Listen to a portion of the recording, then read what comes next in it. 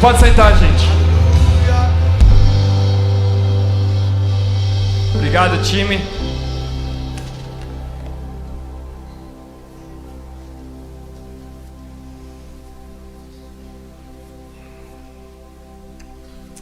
Gente, é uma alegria muito grande estar aqui.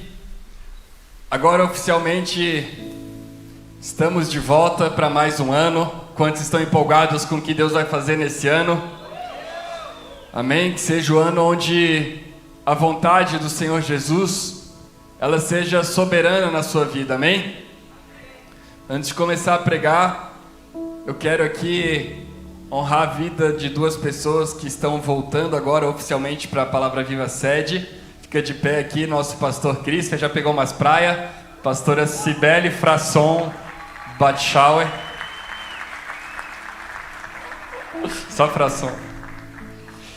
Mas pode sentar. Eles estavam pastoreando lá na igreja da Itália, mas por direcionamento de Deus, eles acabaram voltando aqui para a sede. Cadê o Pedrinho? Pedrinho também, levanta, Pedrinho. Pedrinho tá solteiro, gente. Toca guitarra, baita filmmaker, menino de Deus. Amém? Mas é uma família muito amada e que a gente tem a alegria de recebê-los aqui de volta. Eu mesmo fiquei muito feliz, porque é uma família muito abençoada e que é da parte que soluciona problema e não que cria problema.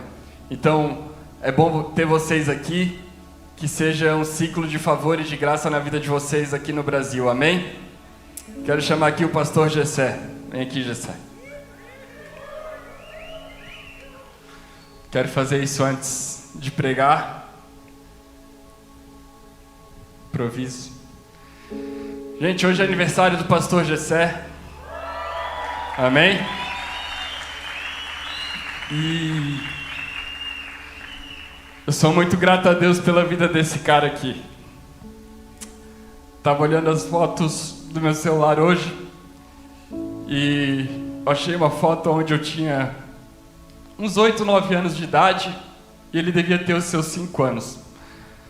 E a gente estava num retiro abraçado, chorando junto, na presença de Deus. E de lá para cá nada mudou. Aquela foto é um reflexo do que seria a nossa amizade nos anos seguintes. E eu falo isso de coração porque esse lugar que a gente está, o lugar da plataforma, é um lugar bom, mas ao mesmo tempo ele pode se tornar um lugar perigoso. Porque é uma linha tênue entre aonde o Espírito de Deus está usando você e aonde você age por performance para que o seu ego seja alimentado. Eu vejo um cenário hoje, Brasil afora, não digo todos, eu não quero ser generalista e nem injusto, porque tem muita igreja boa, aberta, tem muita gente séria trabalhando para o reino de Deus, amém?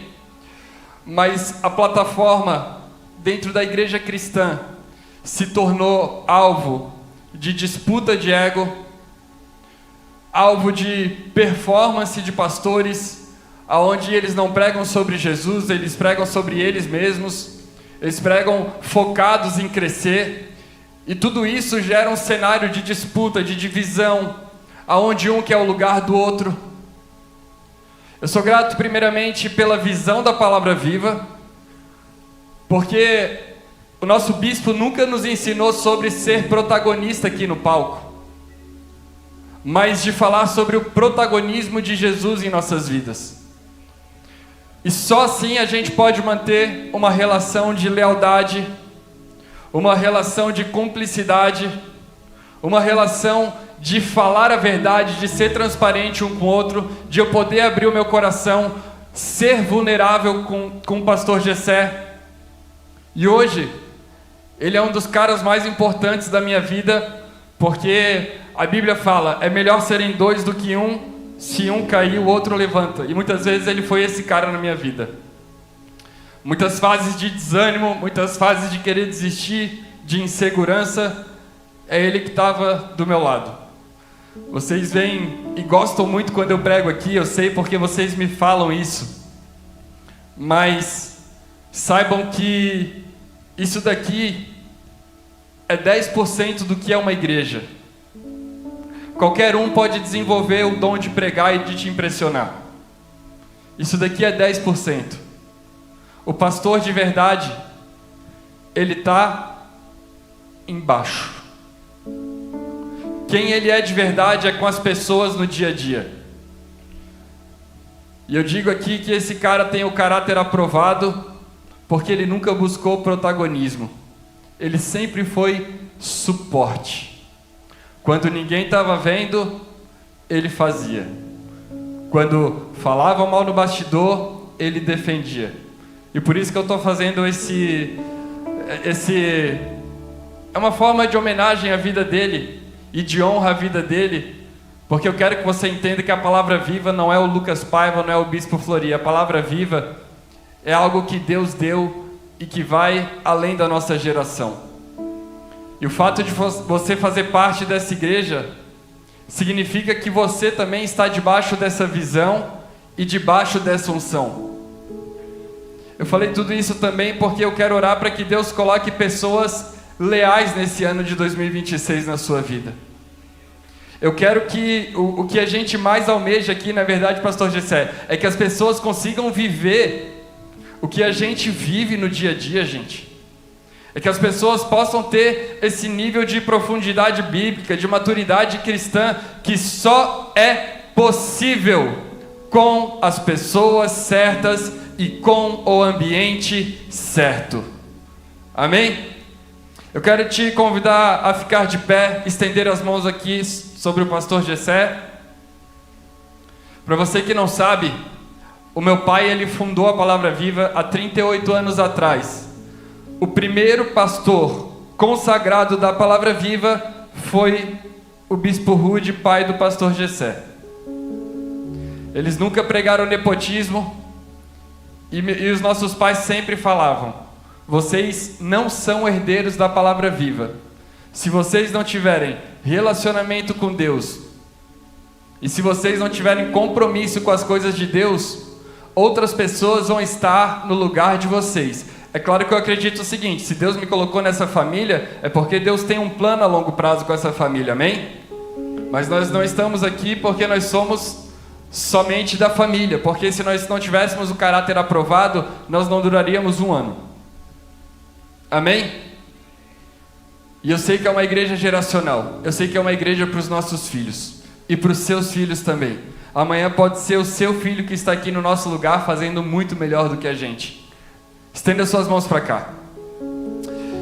Espírito Santo de Deus, nós queremos te agradecer, meu Pai, por esse presente que o Senhor colocou aqui na Palavra Viva, chamado Gessé, que cresceu aqui, que já foi aquele menino cabeludinho da bateria, que já foi aquele menino que dava trabalho na salinha, mas hoje um pastor e um pastor excelente. Nós pedimos que nesse ano de 2026, meu Pai, o Senhor dê novas experiências mais profundas para o pastor Gessé, que ele possa alcançar um nível de favor e de graça de Deus, no qual ele nunca experimentou antes na vida dele, meu Pai. Que o Senhor venha com provisão sobre a casa dele, novos projetos, que o Senhor haja na vida financeira com bênçãos sem fim sobre a vida dele.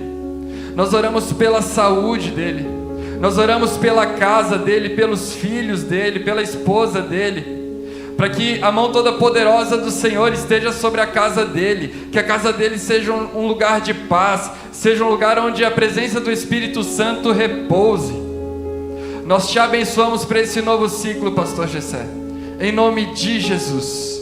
Amém, amém e amém. Final do culto, a gente canta os parabéns.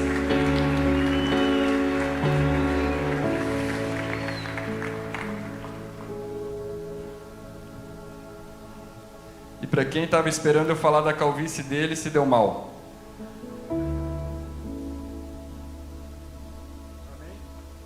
Amém ou não amém, gente? Abra sua Bíblia em Tiago 4,17. Está repreendido.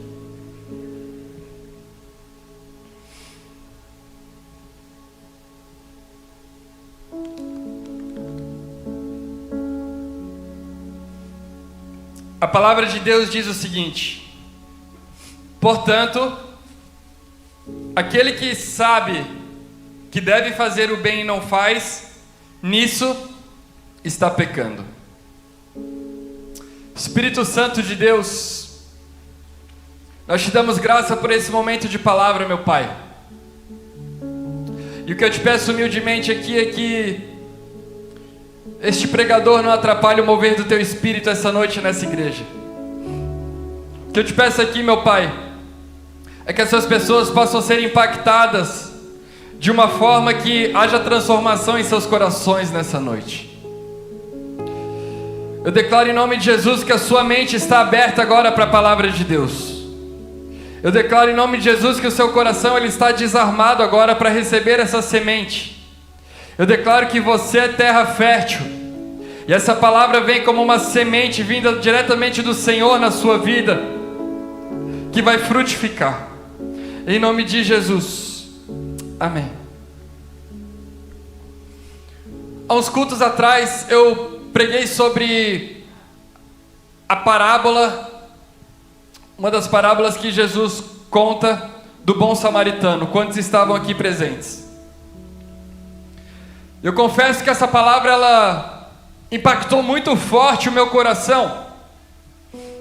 Enquanto eu preparava a última mensagem, eu tive alguns insights que Deus falou. Deixa eles aqui.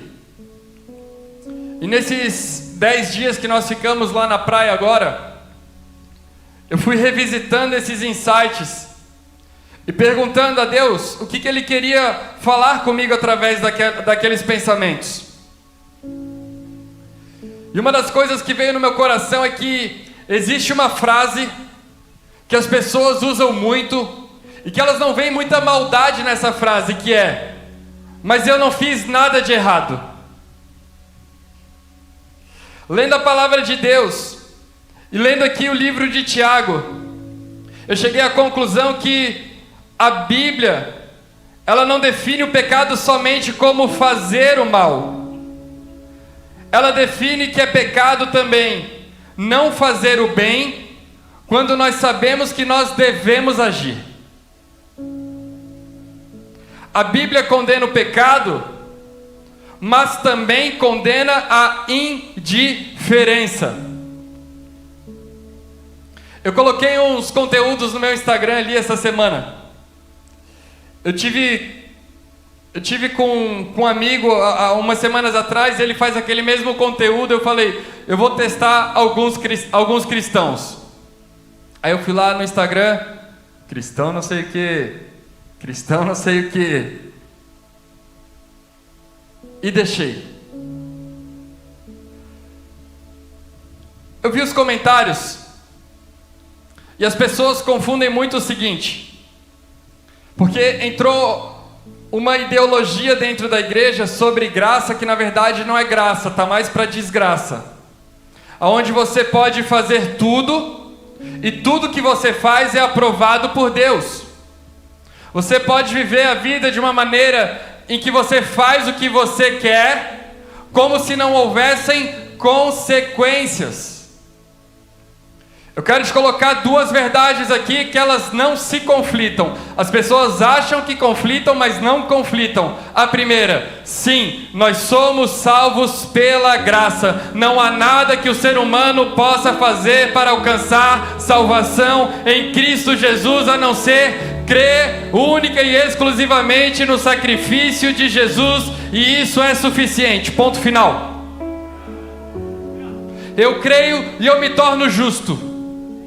Mas nós não somos salvos pelas boas obras, mas nós somos salvos para as boas obras. As boas obras não são anuladas. As boas obras não são retiradas de contexto. As boas obras continuam ali. Antes, as boas obras estavam antes, no caminho para a salvação. Ou seja, o senso religioso comum diz o seguinte: faça o bem e Deus vai te aprovar, não é verdade?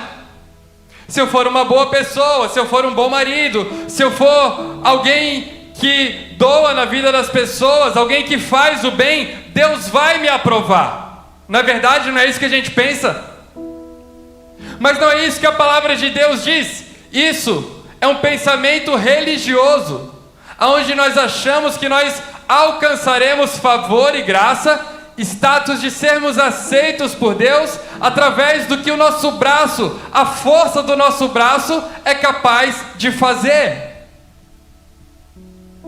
A Bíblia não é sobre o que eu faço para Deus me aceitar. A Bíblia é sobre o que Jesus fez para Deus nos aceitar. A Bíblia não é sobre as nossas obras alcançando Deus. A Bíblia é sobre a obra de Cristo que nos alcançou e nos tirou do status de pecador e nos colocou num patamar de filhos, que fez a gente passar de criatura para ser nova criação em Cristo. Ponto final, eu não discuto isso, isso é a verdade absoluta. Agora, a parte B. Isso tudo é legal, porque é de graça. Mas a vida cristã não é um mar de rosas. A vida cristã, ela tem desafios. E as pessoas não conseguem separar a ideia de, diga isso comigo, salvação, vida cristã. Então eu coloquei aqueles vídeos ali de forma provocativa. Cristão não faz não sei o que. Aí veio nos comentários, legalista, não sei o que, papapá. Mas para você ver como existe um pensamento hoje, aonde não consegue se definir qual que é a diferença de salvação para a vida cristã. Às vezes eu vou pregar uma mensagem de graça aqui, e eu vou falar no final sobre salvação, mas às vezes eu preciso te falar dos frutos da salvação. Pastor, o que é o fruto da salvação? A vida cristã. Paulo não fala muito sobre isso. Nas cartas que Paulo geralmente escreveu, ele não fala isso. Procedam assim, procedam assado, façam desse jeito. Isso daqui não é o pastor querendo te controlar. Isso daqui não é a igreja querendo te colocar como um cara falou lá, cabresto. Isso daqui é a palavra de Deus. Agora, se o pastor fala algo que está fora da palavra de Deus, aí sim você tem que questionar. Eu não posso subir aqui enquanto pastor dessa igreja para emitir a minha opinião sobre um assunto. A minha opinião sobre um assunto eu posso falar no meu Instagram, eu posso falar no tete a tete, mas aqui em cima é palavra de Deus. Aqui em cima se resume a Bíblia e nada mais.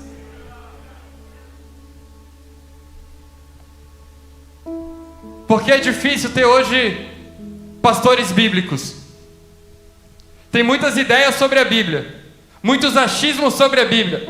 Pega uma mensagem e diz: você já estava separado desde o ventre da tua mãe, você não sei o que. E o cara pega e consegue montar, junto com a PNL, uma mensagem onde você chora, onde você se emociona, onde você sai dizendo: nossa, como esse pastor prega muito, mas você não tem transformação na sua vida. Por quê? Porque você se encheu de sofismas e não da palavra de Deus. Eu quero te dizer uma coisa: a palavra sem o Espírito é morta, é isso que a Bíblia diz. É o Espírito que vivifica. Uma pessoa me perguntou semana passada: pastor, como que eu leio a Bíblia? Eu disse: a Bíblia é o único livro que você lê que o autor está junto com você. A Bíblia você não lê apenas para estudar, a Bíblia você lê para se alimentar. A Bíblia não é somente estudo, a Bíblia também é revelação para os dias de hoje. Você não abre a Bíblia com a expectativa de saber mais, você abre a Bíblia com saber mais de quem Jesus é, e Ele se revela para você. Dito isso, vamos entrar na mensagem. Então, dentro dessa história do bom samaritano, eu entendi que nós temos uma geração hoje que desvia do problema. Uma geração que não é proativa diante do problema. uma geração de levitas, uma geração de sacerdotes, uma geração, em outras palavras, de pessoas que se autodenominam cristãos, mas de certa forma, quando eles encaram o problema, eles desviam para o outro lado. Aí Deus levanta bons samaritanos, pessoas improváveis, pessoas que são loucas para confundir os sábios, e Deus usa aquelas pessoas. Eu e o pastor Gessé éramos conhecidos como o terror da salinha. As professoras não gostavam da gente, e na adolescência eu ouvi que eu era o filho do bispo que ia dar tristeza, porque meu irmão era um anjo. A verdade é que as pessoas colocam sobre nós muitas percepções, mas só Jesus conhece o nosso coração. Somente Jesus conhece o meu e o seu coração. As pessoas têm uma percepção, as pessoas têm um achismo sobre você, mas eu quero te dizer nessa noite que Jesus conhece o seu coração. Mas voltando ao assunto, nós temos uma geração que vê o problema e passa reto. É cada um por si. E eu não vou mentir que às vezes, diante de problemas, diante de situações, eu não tenho essa reflexão também, mas eu entendo que é uma reflexão da carne, que eu falo para o pastor Gessé: cara, vamos pensar no nosso e deu. Vamos fazer o nosso quieto. Mas a gente não consegue. Existe algo dentro de nós que nos chama a estender as mãos. Eu já tentei ficar com raiva de pessoas, mas eu não consigo. Tem alguma coisa dentro de mim que fala assim: perdoa. E eu não estou falando isso da boca para fora. Eu estou falando isso porque é uma dificuldade muito grande. Eu não quero perdoar. Mas o Espírito Santo de Deus diz: tu vai perdoar. E aí eu cedo. Porque eu sou um cooperador do Espírito.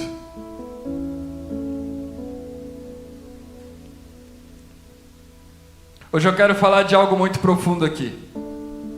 É algo que Tiago é bem direto. Que das pessoas omissas, que sabe o que é certo e escolhe não agir. As pessoas que batem no peito e dizem: isso não é problema meu. Eu quero te dizer uma coisa. O cristianismo é sobre uma mensagem: nos tornarmos parecidos com Cristo. O nosso alvo é Cristo. Agora imagina se Cristo tivesse tido a mesma postura em relação a nós. Isso não é problema meu. Nós nem aqui estaríamos. Se você tem problema de se envolver com o problema das pessoas, você tem problema com o Evangelho.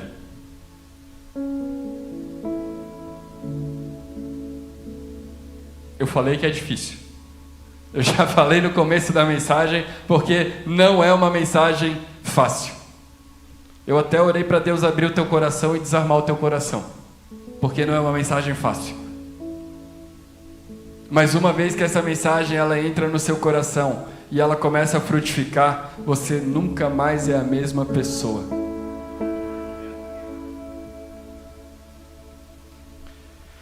Desde o Antigo Testamento, Deus deixa algo claro: não existe espiritualidade desconectada da realidade. A Bíblia fala ali no livro de Isaías 1, algo que confronta de certa forma a religião performática, como eu estava falando no começo. O povo adorava, o povo sacrificava, e aí você deve estar achando, Deus está achando o máximo. Sabe o que Deus disse para esse povo que estava adorando e sacrificando? Para, eu não aguento mais isso. Isso desmonta toda a teoria das pessoas que falam: mas é para Deus. Deus não estava recebendo adoração. O povo estava ali em Isaías cantando, glorificando, adorando o nome de Deus, sacrificando, e Deus diz: para, que eu não suporto mais isso. Porque era um culto performático. culto sem arrependimento. Deus não está dizendo, façam justiça para eu amar vocês. Ele estava dizendo aqui, vocês me abandonaram, por isso se tornaram indiferentes. Nós não nos tornamos indiferentes porque nós estamos errando de certa forma em alguma coisa. Nós nos tornamos indiferentes porque a gente já abandonou o Evangelho há muito tempo. Nós queremos uma pregação que alimente o nosso ego. Nós queremos um pastor que diz, desde o ventre da minha mãe eu sou escolhido. Nós queremos receber profetadas e dizer que nós vamos vencer. Mas às vezes, para você vencer, você precisa ser preparado para a batalha. Você precisa deixar o seu ego. Você precisa deixar o seu orgulho. Você precisa deixar a sua vaidade.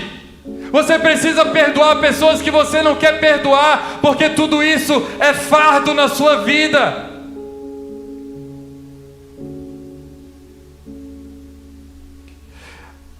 O primeiro ponto aqui dessa mensagem é: a omissão é um problema de coração e não de informação. Tiago não escreve para ignorantes. Ele está escrevendo para pessoas que conhecem a palavra de Deus. Tiago está escrevendo para os crentes. Ele está escrevendo para pessoas que entendem o que ele está falando. Ou seja, o problema aqui não é falta de consciência.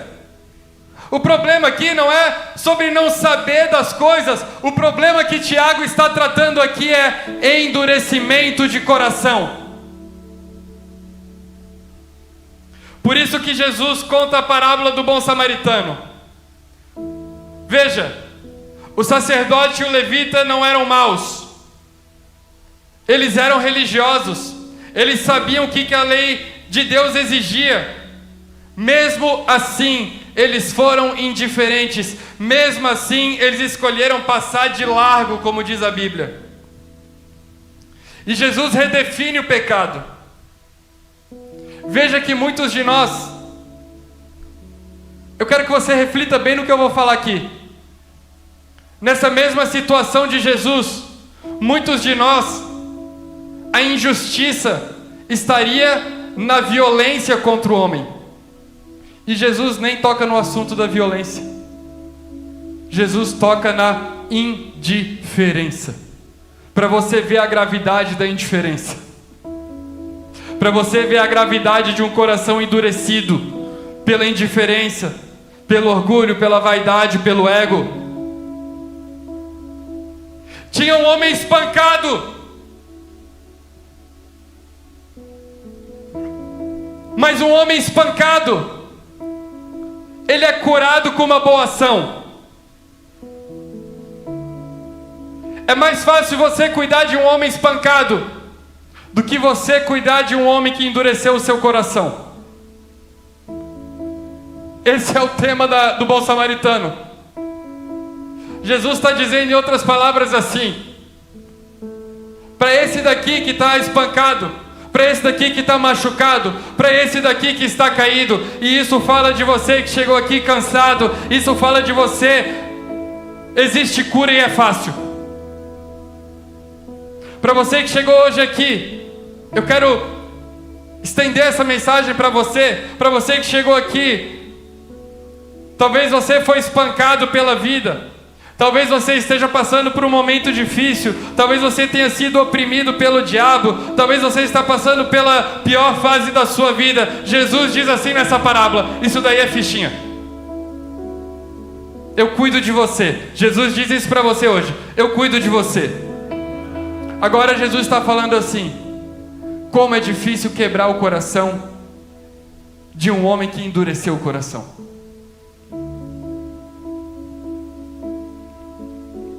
Uma das orações que eu mais faço, isso daqui fica de conselho para você que é jovem, mas para você que não é jovem também, é um bom conselho.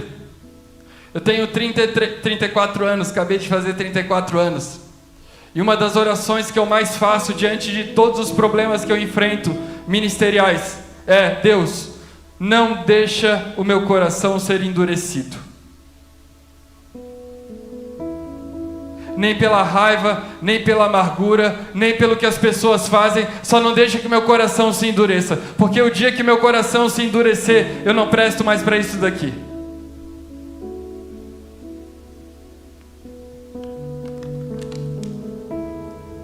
O foco aqui não é o assalto, o foco aqui é o afastamento. O samaritano não era o mais religioso, mas foi o mais próximo. Não esqueça que aqui Jesus está respondendo uma pergunta: quem é o meu próximo? Perguntam para ele: quem é o meu próximo? E ele conta umas parábolas, conta umas histórias. E a pergunta de Jesus aqui não é quem é o meu próximo. A pergunta de Jesus é: de quem você se afastou?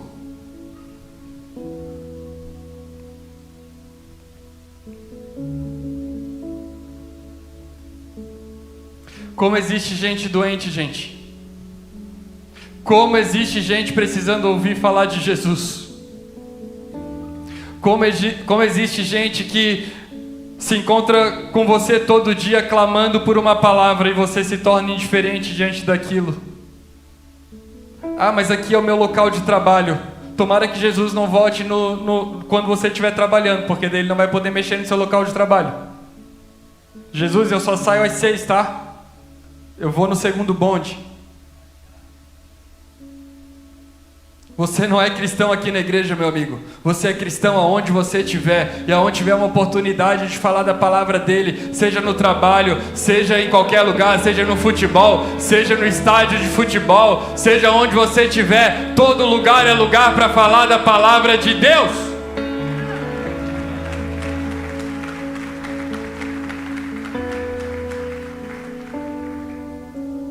Uma pessoa falou para mim semana retrasada, pertinho do final do ano: eu quero muito trazer um amigo meu aqui, ele precisa ouvir essa palavra. Eu falei: quanto tempo vocês trabalham juntos? Há 2 anos. Como ele nunca ouviu essa palavra?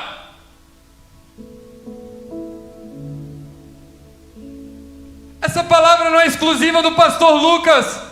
Essa palavra é a palavra de Deus. Não, pastor, mas o senhor fala bem. Você, meu amigo, abra a sua boca e o Espírito Santo de Deus a encherá. Mas eu não sei falar. Deus não precisa de pessoas que falam. Deus precisa de pessoas disponíveis.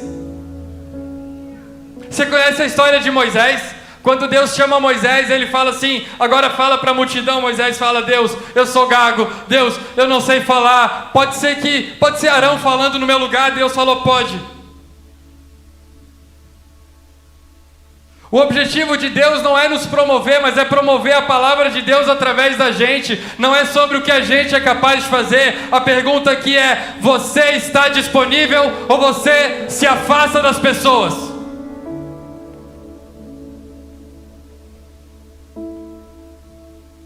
Não existe neutralidade na Bíblia, é isso que eu quero te dizer.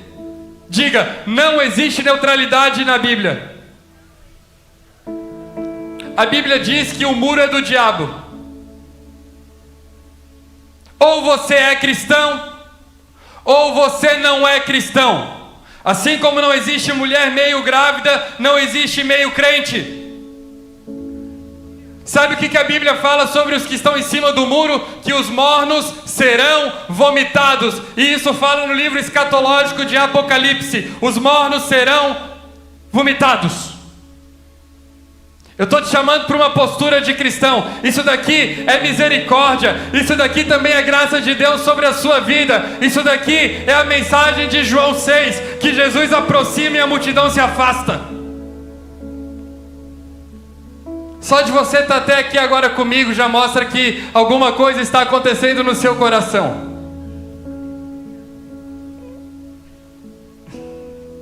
Deus está te preparando para um novo momento. Acho que você não entendeu. Deus está te preparando para um novo momento.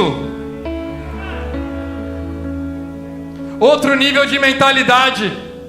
outro nível de consciência do Evangelho, outro nível de relacionamento com Deus.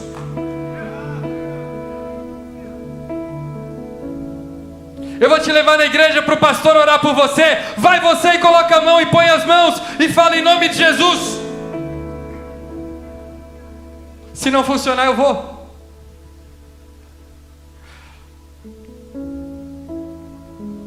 Mas tenha você as experiências com Deus.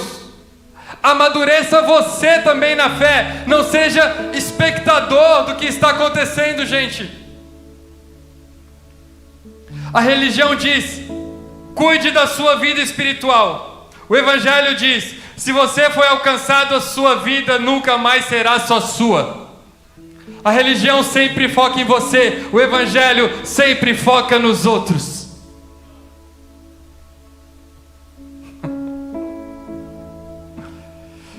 Decidir todos os dias por Cristo é decidir todos os dias por quem Cristo quer falar. Decidir por Cristo é aceitar todos os dias que Ele fale por você. Por isso que eu estou dizendo, não existe momento profissional. Até nos seus momentos profissionais, ore e fala: Espírito Santo de Deus, conduz essa conversa. Que as pessoas vejam Cristo em você. Eu estava falando com o tio Uli. Ele é um influencer digital. Ele vai na Lagoinha, na Novos Começos agora, do Renan Belas, lá na Barra da Tijuca. Ele mora ali perto. E eu perguntei: como que tu teve a experiência com Deus? Ele falou: a minha mulher era cristã de berço. E ela começou a convidar o pastor para ir na minha casa jantar. O pastor nunca abriu a boca para falar de Bíblia e de Jesus. Mas durante 1 ano eu sabia que existia algo na vida dele. Aí ele falou: até que um dia eu comecei a ver o jeito que ele tratava a família. Até que um dia eu vi o jeito que ele tratava a esposa. Até que eu vi um dia como ele tratava os filhos. Até que eu vi um dia como ele se dirigia para falar das coisas. E eu falei: eu preciso disso daí. Aí eu perguntei para ele: o que tu tem que eu não tenho? Ele disse: Jesus. E naquele dia ele disse: eu quero esse Jesus. Billy Graham fala uma coisa: pregue o Evangelho, se preciso, abra sua boca.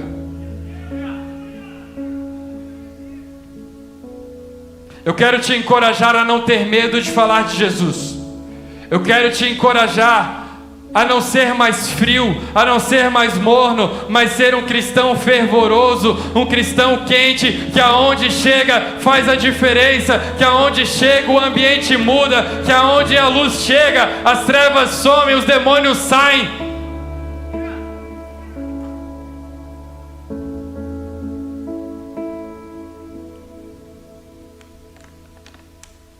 A religião, ela cria explicações para não se envolver. Eu já vi muitas pessoas dizer: eu não consigo abraçar tudo, eu não posso fazer tudo. Ou a clássica: alguém com mais capacidade vai resolver, deixa que um pastor resolve. O Evangelho cria um movimento interior. Ele diz assim: eu não posso salvar o mundo, mas eu não posso fingir que eu não estou vendo isso daqui.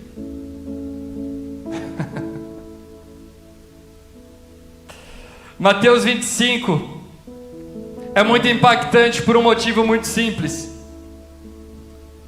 É Jesus falando dos fins dos tempos.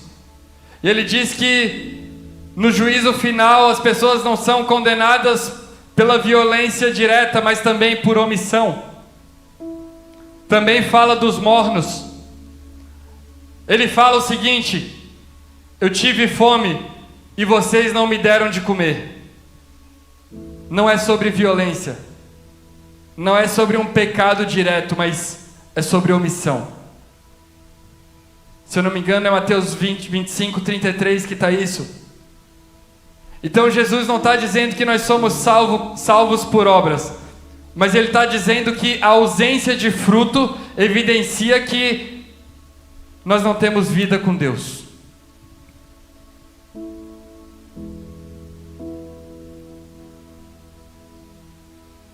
Agora vem o ponto mais profundo.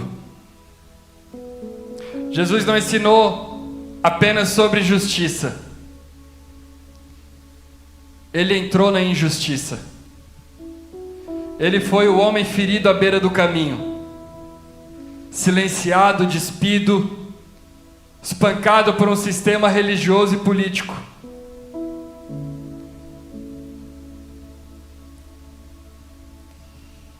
E os religiosos da época passaram de largo por ele.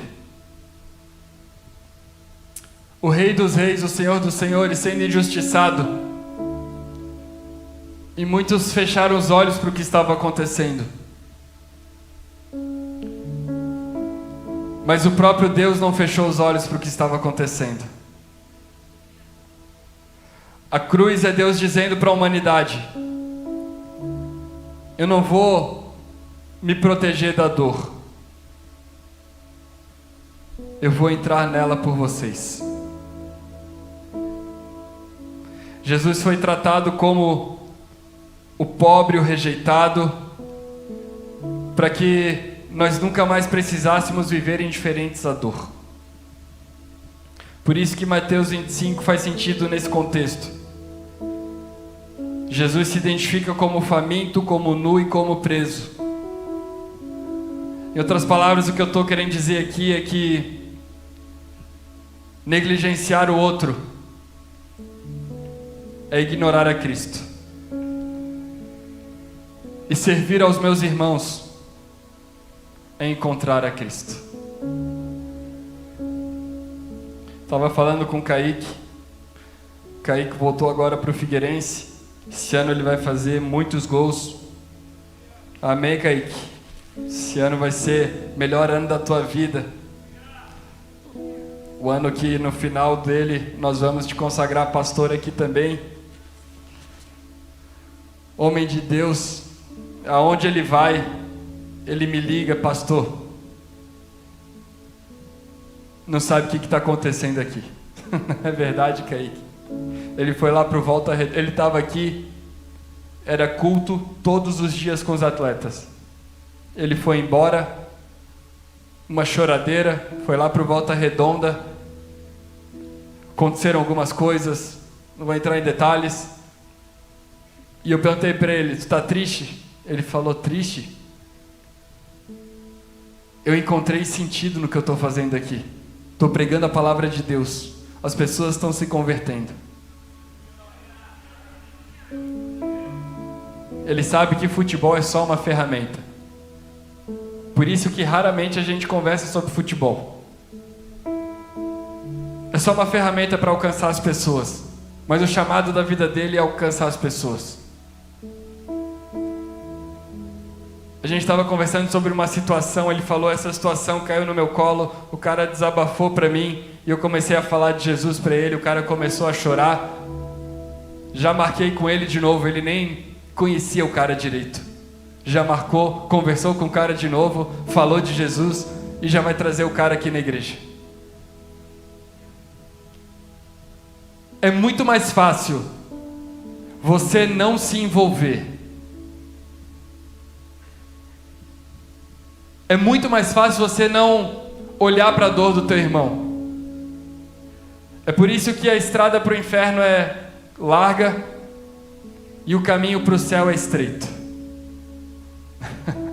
Porque o caminho para o céu é renúncia. Todos os dias você precisa renunciar. Todos os dias você se envolve em problema.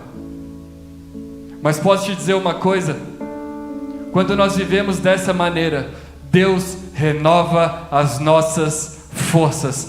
Deus dá propósito no meu coração. Fiquei 10 dias sem me envolver em problema, já estou passando mal. Precisei criar problema para me envolver. Quase que eu estava saindo na praia agora para arranjar briga com alguém, para arranjar um problema, ou me meter numa discussão. Mas porque nós nos tornamos pessoas em Cristo que não ficam indiferentes a problemas. Para com essa coisa satânica de vou fazer o meu, de esse ano eu vou não sei o quê. Se você começar a falar isso, vai começar a aparecer mais problema. Aí você vai dizer, é perseguição. Não, é Deus falando com você. É Deus querendo que o seu coração não endureça. Mas eu aposto que como você é crente, você não vai conseguir ficar indiferente a partir de hoje com os problemas que Deus está colocando no seu caminho. E eu quero te falar uma coisa: abra a sua boca e o Espírito Santo de Deus vai enchê-la. Você não viveu 10% do que Deus quer que você viva. E eu te digo isso em todos os aspectos. Aspecto financeiro, aspecto de família. Você vai amadurecer. Esse é o processo de Deus para você amadurecer.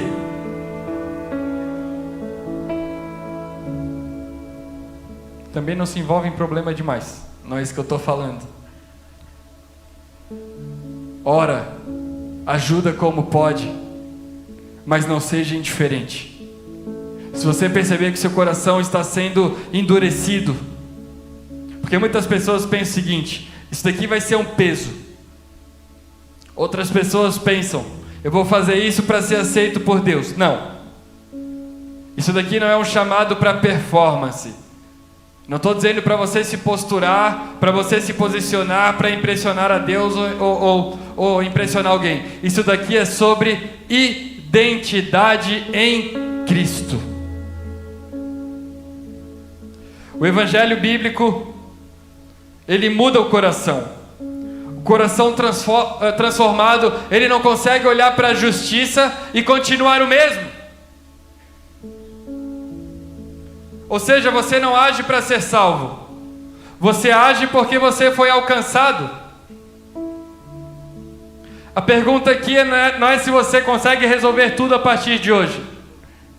A pergunta aqui é: se você escolhe ver ou não ver.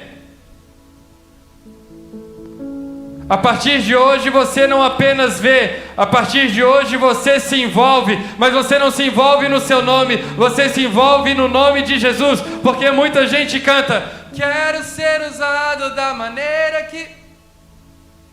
Aí Deus coloca uma pessoa no caminho, ele passa do outro lado.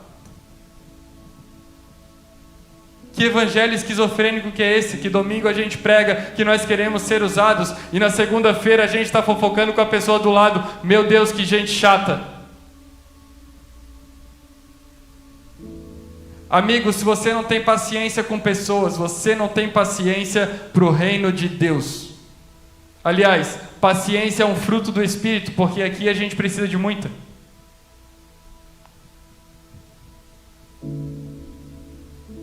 Muita. Os meninos que trabalham aqui, as pessoas que vêm, que não... É porque assim, isso daqui é a minha vida. Eu estou há 34 anos aqui, então isso daqui é muito normal para mim. Mas as pessoas que vêm para trabalhar na integralidade, elas vêm e falam assim: pastor, isso daqui parece para-raio de maluco. Parece que é só deixar a porta aberta que começa a entrar um monte de doido aqui. E o que eu falo é o seguinte: nós estamos aqui para servir as pessoas de coração aberto. Pode vir, pode entrar.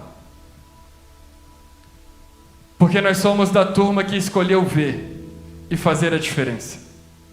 Vai aparecer problema? Vai. Vai ser difícil? Vai. Mas você também vai ser solução. Às vezes eu vejo a Priscila e o Edson carregaram o amor em ação aqui 2, 3, 4 anos sozinhos, junto com a Nilza, junto com a minha mãe. Não é verdade? A Priscila vindo aqui quinta-feira à tarde, tendo que separar a cesta básica, às vezes ganhava peixe, às vezes pegava do Ceasa fruta podre, fazia tudo certinho, entregava para as pessoas. Aí vocês perguntam: uma pessoa formada, uma pessoa que é veterinária, uma pessoa que tem o seu trabalho, uma pessoa que tem a sua estabilidade, o Edson, corretor de imóveis, bem sucedido. Por quê? Porque decidiu ver e não passar longe.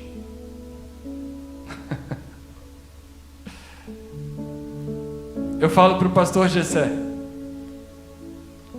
Esse ano eu quero... Na verdade, nos próximos anos eu quero depender menos de salário de igreja, porque eu quero ter o meu coração totalmente voluntário na obra de Deus.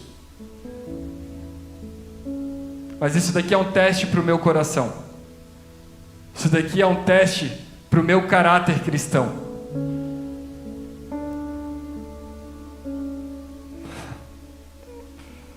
Hoje eu já não dependo.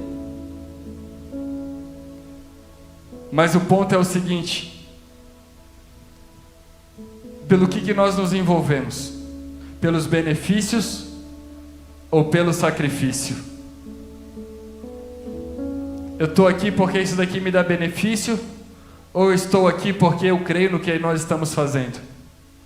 Veja bem, eu estou abrindo meu coração aqui, estou sendo vulnerável. Eu aposto que muitos não aguentariam a pressão. Você que está numa posição de liderança na sua empresa, no seu trabalho, você que é um gestor, você que é RH, você que cuida de pessoas, você sabe qual que é a pressão de lidar com pessoas, não é verdade? Agora multiplica por 100. Só de comunidade são 49 aqui dentro da igreja. Todas o pastor tem que pregar, todos os pastores tem que estar, todos os connect o pastor tem que estar, todos não sei o que, não, mas o pastor não vai no meu connect, mas não sei o que. Gente, a gente tem 65 connects, a gente tem 52 semanas no ano. Faz as contas. Ponto. É por isso que nós não formamos pessoas para você seguir, nós falamos de Jesus. Não que nós não sejamos modelo, nós somos imitadores de Cristo. Sejam meus imitadores como eu sou de Cristo, é isso que Paulo fala. Mas eu estou dizendo o seguinte, o ponto que eu quero trabalhar aqui é: você precisa amadurecer na fé independente de qualquer coisa, e ponto final. Quanto mais maduro na fé, menos chato você fica. Eu acho engraçado quando a gente que é dinossauro de igreja, a gente sabe bem como é que funciona. Vou falar aqui para vocês como é que funciona. De vez em quando se converte uma turminha aqui na igreja, né? Aí, 2 anos de convertido, eles estão naquela fase assim da espiritualidade extrema. Mas calma, abri um parênteses aqui. Na cabeça deles é espiritualidade. Na nossa percepção, eles estão emocionados. Mas assim, de verdade, tá tudo bem. Faz parte. Só que eles pegam essa parte do primeiro amor, e às vezes eles olham pra gente assim, não é que a gente é frio, é que a gente já passou por tanta coisa que a gente sabe como que as coisas acontecem. Aí eles olham pro pastor às vezes, calmo, não sei o que. Não, pastor, porque eu vi 7 cadeadinhos de fogo, não sei o que, eu tive um sonho assim, assim, assim, e não sei o que, papapá. Calma. Calma. Até perdi onde que eu estava. Viu? Vai falar coisa que Deus não mandou falar, aí se perde todo. Me ajuda aí com o meu TDAH, qual que é a linha de raciocínio que eu estava. Antes de... vocês também não sabem, então não estão... Como é que é? Não, mas antes do dinossauro de igreja. O Figueirense, o outro está lá no começo do culto. Estava dormindo, ô Madalone? Estava dormindo no culto? Miserável. Pastor...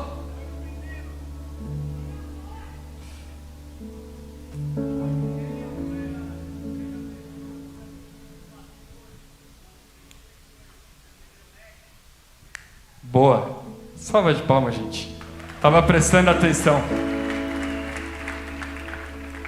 Eu gosto da mente do TDAH porque a gente vai juntando uma história na outra, aí a gente não termina de contar nenhuma das 10 histórias que a gente está contando, e no final todo mundo aplaude, e é isso aí, glória a Deus.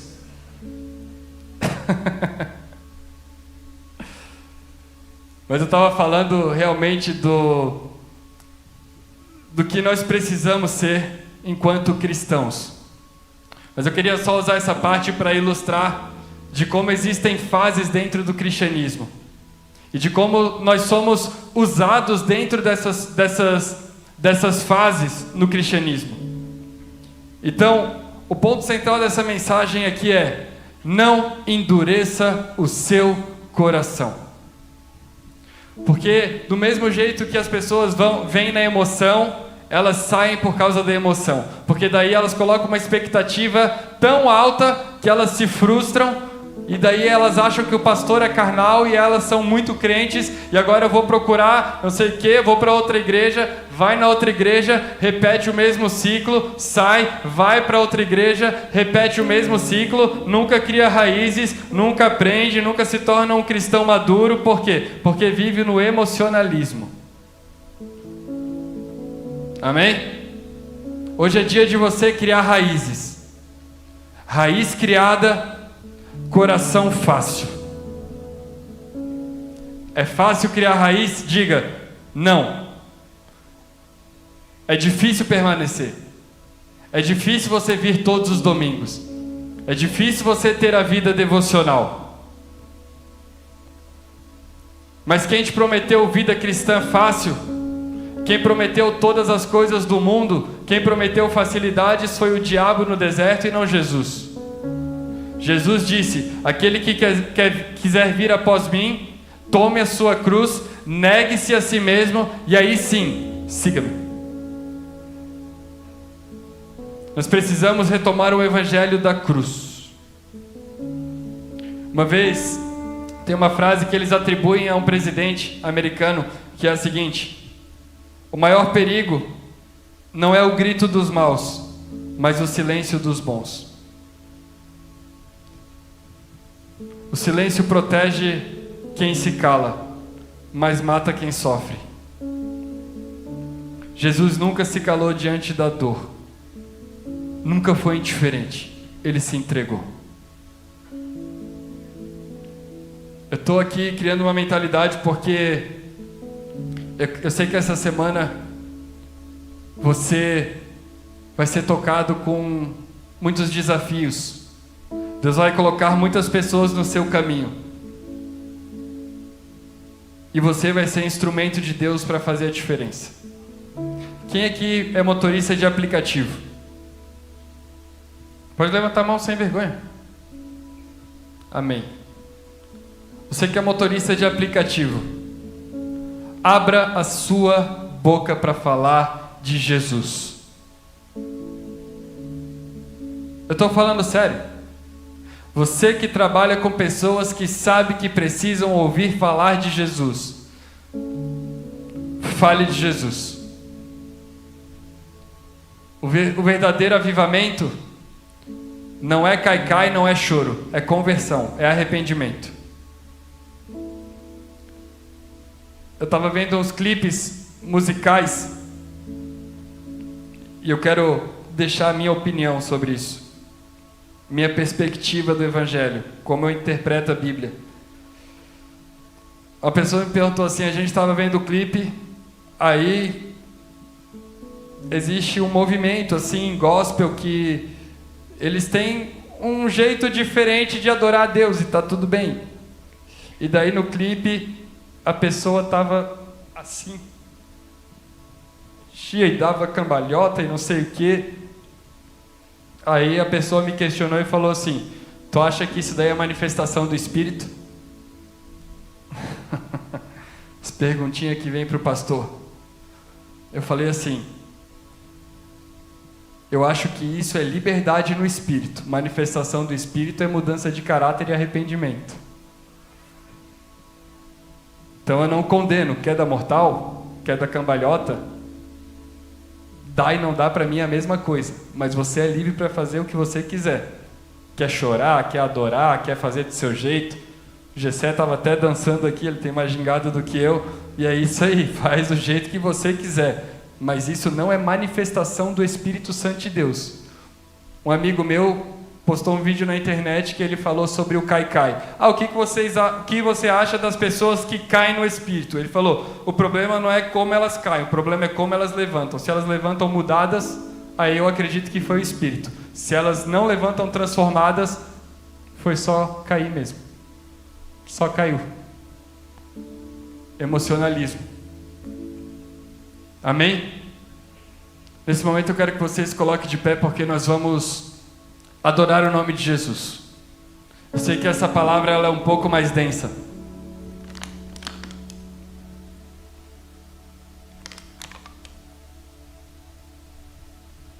Mas da mesma forma, eu creio que isso vai produzir transformação no seu coração, amém? Eu sinto da parte de Deus que Deus está preparando pessoas para um novo nível de amadurecimento na fé. Eu sei que existem pessoas aqui que elas vão começar a experimentar de coisas no relacionamento com Deus tão profundas que vai ser um caminho sem volta. Estava orando em casa, falei, Deus, é uma palavra difícil, mas se o Senhor colocou no meu coração, eu sei que vai haver mudança nas pessoas. E a sua oração hoje aqui vai ser para que Deus não deixe que o seu coração endureça. O Espírito Santo vai estar passando aqui hoje, vai estar se manifestando com transformação no seu coração. E eu sei que você vai provar de algo da parte de Deus. Você vai provar de uma transformação da parte do Espírito de Deus, na qual você nunca provou antes. Por isso, feche seus olhos, abra o seu coração.